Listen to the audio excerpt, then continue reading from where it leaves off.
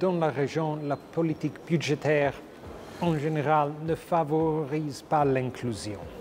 Alors, il y a beaucoup de dépenses, comme surtout les subventions, qui sont très coûteuses, mais elles sont vraiment mal ciblées. Elles n'aident pas trop les ménages les plus vulnérables.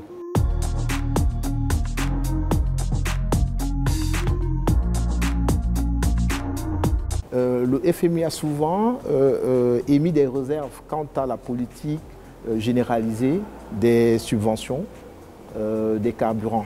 Certains pays ont entrepris des initiatives visant à réduire ces subventions-là. C'est par exemple le cas du Cameroun qui a entrepris une politique de réduction des subventions, ce qui a occasionné une hausse des prix à la pompe. Alors cette hausse des prix à la pompe a également à son tour occasionné un impact en affaiblissant le pouvoir d'achat des populations. Alors la question c'est de savoir comment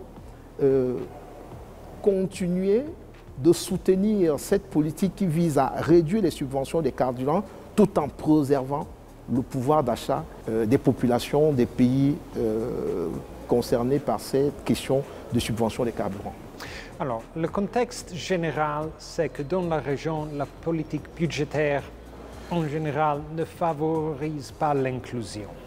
Alors, il y a beaucoup de dépenses, comme surtout les subventions, qui sont très coûteuses, mais elles sont vraiment mal ciblées. Elles n'aident pas trop les ménages les plus vulnérables.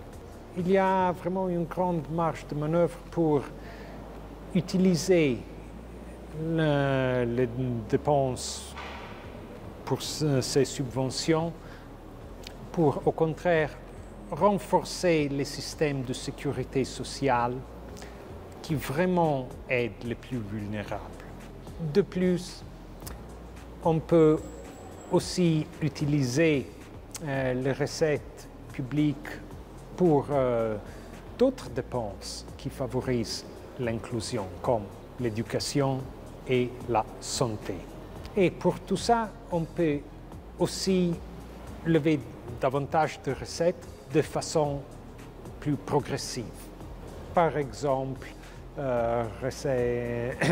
impôt sur le revenu, sur le foncier. Tout ça peut vraiment générer la marge budgétaire pour des dépenses qui protègent les plus vulnérables.